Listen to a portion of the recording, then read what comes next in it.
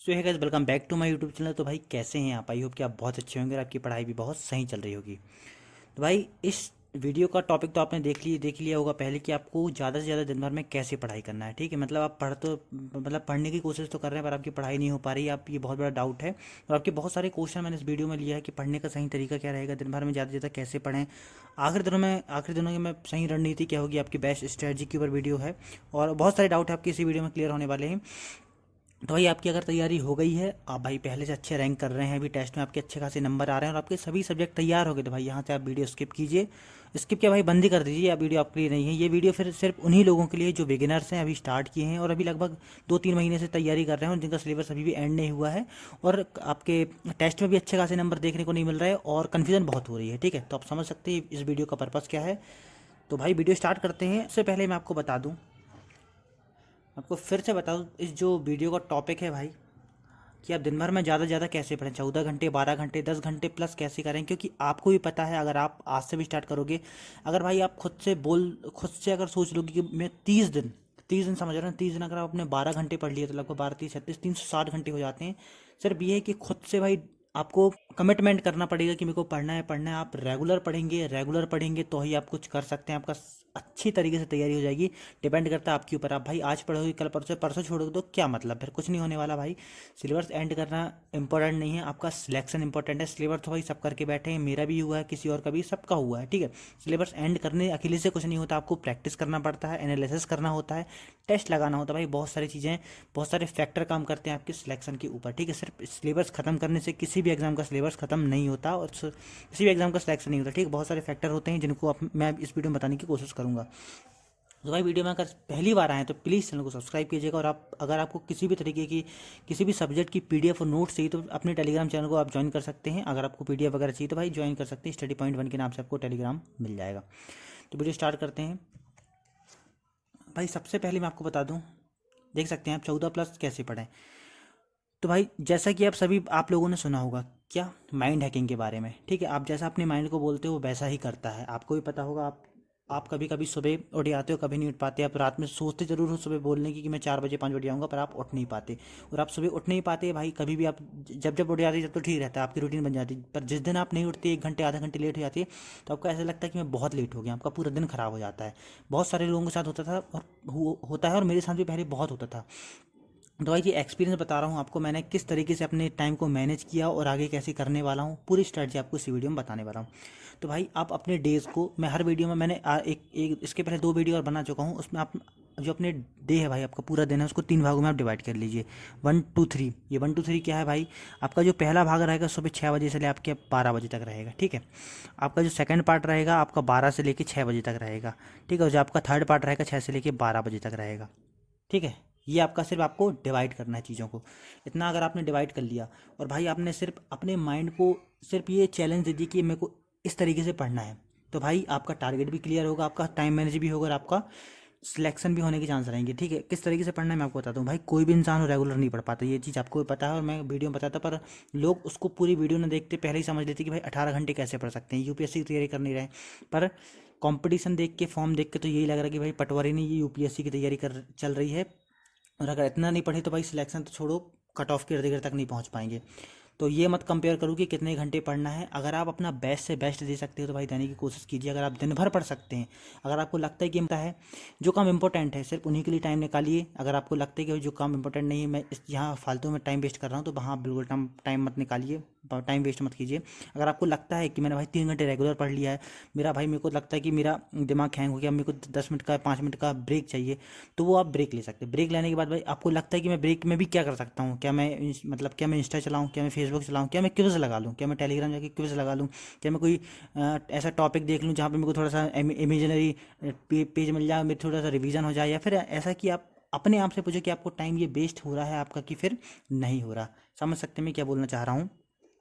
उसके बाद भाई जो आपका ये टाइम डिवाइड हुआ है, यहाँ पे आप टारगेट दीजिए अपने माइंड को। आपको नहीं, ये नहीं करना कि दिन भर मेरे को 18 घंटे पढ़ना है, मेरे को 10 घंटे पढ़ना है, मेरे को 8 घंटे पढ़ना है, ये आपको पहले ही नहीं सोचना है। आपको सुबह उठने के ये सोचना है कि मैं जो सब सुबह उठा हूँ 6 बजे, मेरे को 12 बजे तक रेगुलर पढ़ना है, उठना ही नहीं है।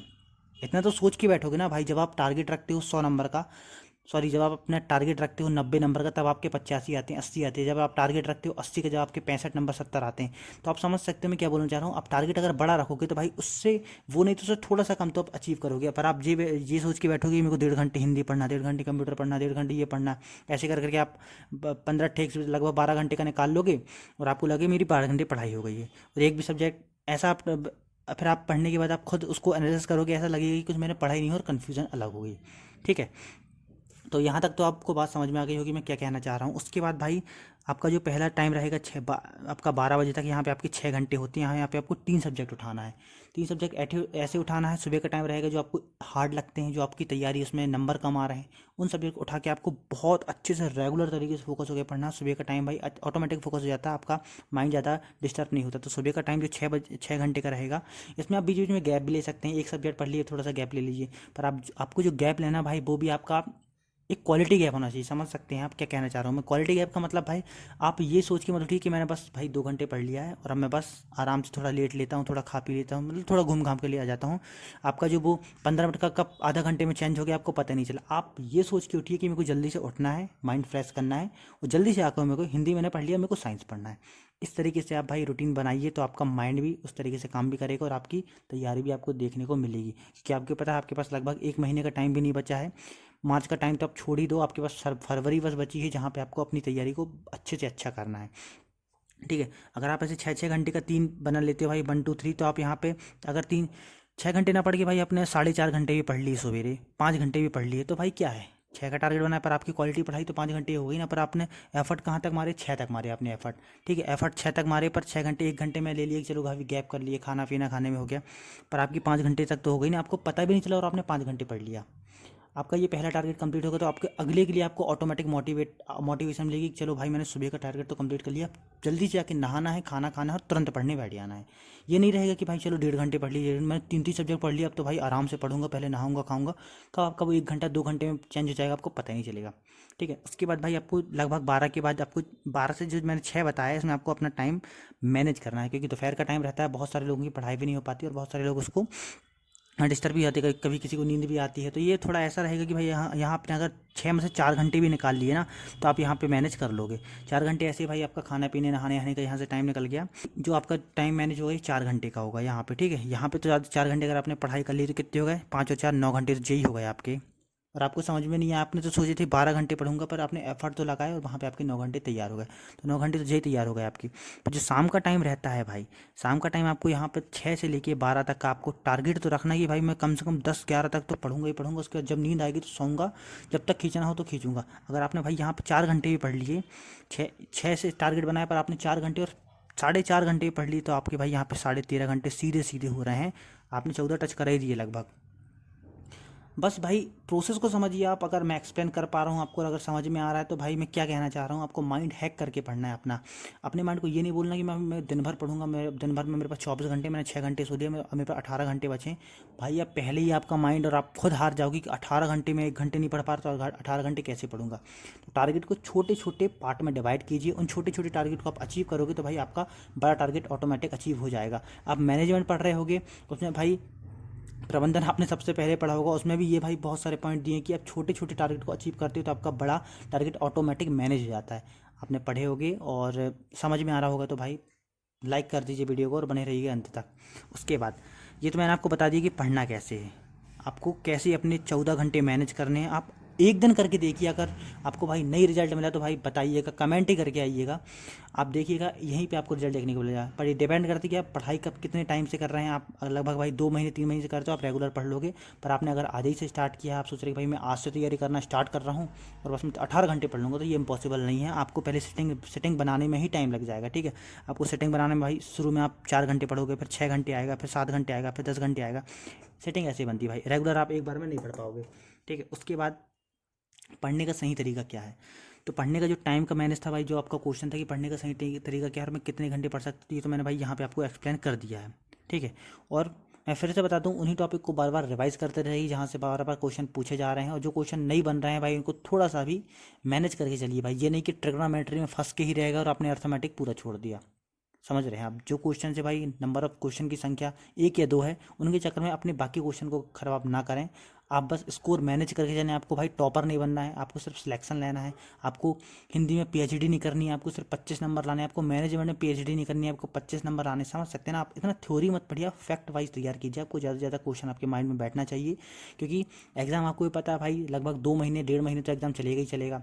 20 लाख लोगों ने फॉर्म डाले हैं भाई, बहुत सारे शिफ्टों में पेपर होगा, तो क्वेश्चन की संख्या कहीं ना कहीं भाई हज़ारों में जाएगी। वो लोग 1000 क्वेश्चन तैयार करेंगे, रिपीट होने के चांस भी हैं, पर आपकी शिफ्ट में कौन सा क्वेश्चन आ रहा है ये चीज़ इनको भी नहीं पता और आपको भी नहीं पता। तो आपको बहुत अच्छे अच्छे क्वेश्चन, लेवल के क्वेश्चन तैयार करने पड़ेंगे, क्योंकि कोई भी क्वेश्चन आ जाए, आपकी शिफ्ट पता नहीं कौन सी है कैसी है, तो आप कोई भी शिफ्ट में अच्छा स्कोर कर पाएँ। ठीक है, उसके बाद दिन में ज़्यादा से ज़्यादा कैसे पढ़ें भाई, ये तो आपका वही था ना कि ज़्यादा से ज़्यादा कैसे पढ़ें, मैंने यहाँ पे आपको पहले ही समझा दिया है, बिना क्वेश्चन पढ़े आपका समझा दिया। आखिरी दिनों में तैयारी करने की सही रणनीति क्या है? ठीक है, आखिरी दिनों में तैयारी करने की सही रणनीति क्या है भाई? यही रणनीति है कि आपका जो फरवरी है उसको 15 दिन में डिवाइड कर लीजिए, आप 15-15 दिन में डिवाइड कर लीजिए कि आपका आप अभी आपकी आज की डेट में तैयारी कैसी है। आपका भाई पूरा सिलेबस खत्म हो गया है, तो सिर्फ आपको रिवीजन करना है, टेस्ट लगाना है। आप भाई 15 दिन दबा के रिवीजन करिए, और एक दिन में नॉर्मल एक टेस्ट लगाइए, 2 दिन में एक भी टेस्ट लगा सकते हैं, चल जाएगा, पर रिवीजन आपको बहुत अच्छे से करना है। उसके जो भाई 15 दिन बचेंगे, यहाँ पे आपको टेस्ट ही टेस्ट लगाना, एनालिसिस करना है और रिवीजन भी करते रहना लेवल का।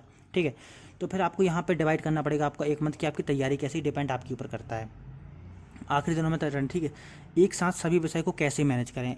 आज एक कमेंट आया था, आज ये शायद कल आया था, कि मैं पढ़ रहा हूँ भाई इंग्लिश, तो मेरे को मैथ्स की याद आ रही है, मैं मैथ्स पढ़ रहा हूँ तो मेरे को हिंदी की याद आ रही है। ऐसे एक कमेंट देखा था मैंने, उसमें बहुत सारे लोगों ने उसमें रिप्लाई भी किया था। भाई उसका मैं सीधा बता दूं, अगर आप इस तरीके से पढ़ के देखोगे, अगर दिन को 3 भागों में डिवाइड करके और अपना आपका एक बार में 3 सब्जेक्ट आप कंप्लीट करोगे, तो आपको लगेगा कि आपने पढ़ा है और आपको बाकी सब्जेक्ट की याद नहीं आएगी, क्योंकि आपको लगेगा कि मैंने सुबह 3 सब्जेक्ट तैयार कर दिए हैं, अब मेरे पास 3 सब्जेक्ट इनको टारगेट कंप्लीट करना है, अगले 3 सब्जेक्ट को तैयार करना है। तो आपको लगेगा कि भाई मैंने तैयारी, आप कन्फ्यूजन कब होती है, आप लगते हो कि चलो 6 बजे बैठते हैं, 7:30 तक मैथ्स करेंगे, फिर 7:30 से लेकर 9:30 तक अपन मैथ रीजनिंग करेंगे, फिर 9:30 से लेकर ऐसा आपने टाइम टेबल बनाया होगा।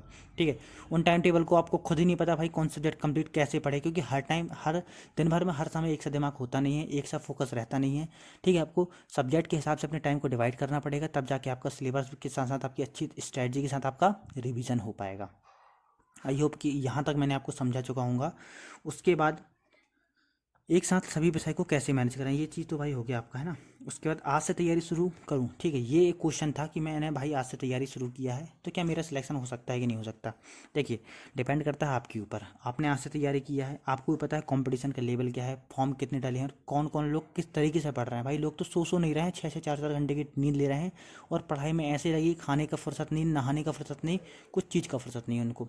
ठीक है, लोग ऐसे भी हैं, तो ये तो नहीं कह सकती आपका सिलेक्शन नहीं होगा, हो सकता है, डिपेंड करता है कि आपके ऊपर आप किस तरीके से। भाई आपका अगर माइंड बिल्कुल हाई लेवल का है, आप बिल्कुल एक्स्ट्रा लेवल के सोचते हैं, तो भाई इतने एक ही महीने में आप ऐसे ऐसे क्वेश्चन तैयार कर लोगे जो अगर फंस गए तो आप करके जाओगे और आपका सिलेक्शन हो जाएगा। समझ सकते हो ना, एकदम तो एक मतलब एक प्रोसेस से आप भाई एक एफर्ट मार सकते हो कि चलो 1 महीने में बिल्कुल सब कुछ छोड़ के रेगुलर पढ़ के देखता हूँ, होगा, पटवारी नहीं होगा तो कोई और होगा, पर हो जाएगा। पर आपकी यही प्रेशर में, पटवारी के प्रेशर में आपकी बाकी सब्जेक्ट तैयार हो जाएंगे, आपकी अदर एग्ज़ाम की तैयारी बहुत अच्छी हो जाएगी। ठीक है, तो आप अगर सिर्फ पटवारी टारगेट करके एफर्ट मारोगे तो भाई आपकी जो अदर एग्ज़ाम है वहाँ तैयारी हो जाएगी। आपका आने वाला फॉरेस्ट मई में है, पर मई में भाई कोई भी सिलेबस को ख़त्म करने में 1 साल 6 महीने 8 महीने लगते हैं, अगर आप फ्री माइंड से पढ़ोगे इसको तो।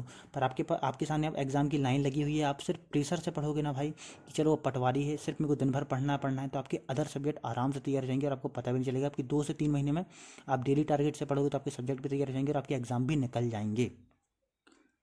समझ गए, मेरे बहुत सारे सब्जेक्ट रह गए हैं, ये तो एक क्वेश्चन था, मेरे बहुत सारे सब्जेक्ट रह गए हैं भाई, जैसे कि मेरे मैंने मैथ तक नहीं पढ़ा, आपकी मेरी मैथ रीजनिंग रह गई है, मेरी मैनेजमेंट रह गया है। तो मेरे तो भाई यहाँ पे यही है कि अगर आपके जो सब्जेक्ट रह गए हैं उनके इंपॉर्टेंट टॉपिक पकड़िए, जहाँ से हर बार क्वेश्चन देखने को मिले हैं, जहाँ से क्वेश्चन हर बार आते ही आते हैं, उन टॉपिक को पकड़िए, उनको बार बार रिवाइज कीजिए, उन्हीं को करते रहिए। कुछ नहीं तो भाई आप अच्छा को स्कोर 75-80% स्कोर उस सब्जेक्ट में कर लो। लगाने से अच्छा भाई 18-20 नंबर भी आ गए तो कौन सी बुराई है। समझ सकते हो, अगर आपके कोई सब्जेक्ट छूट गए हैं तो उनके ऐसे टॉपिक पकड़िए जो आने की पूरी संभावना हो और उनको बार बार रिवाइज करते रहिए। ठीक है, सिलेबस कैसे ख़त्म करें, मैंने आपको पहले ही बता दिया। आपको भाई MPPSC की तैयारी तो आप कर नहीं रहे हैं, UPSC की तो कर नहीं रहे हैं, कंपटीशन वैसा है, पर UPSC की तैयारी तो हो नहीं रही है कि आपको पूरा डिटेल में पढ़ना है। ऐसा नहीं कि भाई जो 5 पेज में दिया है प्रबंधन तो आप 5 पेज रट रहे हैं। आपका माइंड वैसा शार्प होना चाहिए कि आप अगर प्रबंधन उठाओ तो आपको पता रहना चाहिए कि भाई ये फैक्ट आ सकता है कि नहीं आ सकता। आजकल भाई अच्छी अच्छी बुक आ गई हैं, वो उन्होंने कितने अच्छे तरीके से हाईलाइट किया हुआ है, ठीक है। आपको ऑटोमेटिक बता देगी भाई पिछले साल इस टाइप के क्वेश्चन आए हुए थे, आने की क्या संभावना है। तो आप एक बार क्वेश्चन लगाओगे ना, आपको समझ में आ जाएगी भाई कैसे क्वेश्चन आ सकते हैं। तो उन्हीं टॉपिक को आप पकड़िए, उन्हीं क्वेश्चन को रिवाइज कीजिए और उन फैक्ट को तैयार कीजिए। आपको ज़्यादा टाइम नहीं देना है किसी भी टॉपिक, बस अच्छे से फोकस होकर पढ़ना, फैक्ट को तैयार करना है। ज़्यादा से ज़्यादा फैक्ट तैयार करके आपको अच्छे इंपॉर्टेंट टॉपिक को बार बार रिवाइज करना है। वहाँ से आपके सब्जेक्ट भी तैयार रहेंगे और कम समय में आप ज़्यादा भी पढ़ पाओगे। हाँ तो भाई बताइएगा वीडियो आपको कैसी लगी। आई होप कि मैंने ये सभी डाउट आपके क्लियर कर लिए होंगे। और अगर भाई चैनल पर नए आए हैं और इसी तरीके आपको और भी वीडियो अपडेट चाहिए तो भाई चैनल को लाइक कीजिएगा, चैनल को सब्सक्राइब कीजिएगा, वीडियो को लाइक कीजिएगा और सपोर्ट कीजिएगा। Thank you so much.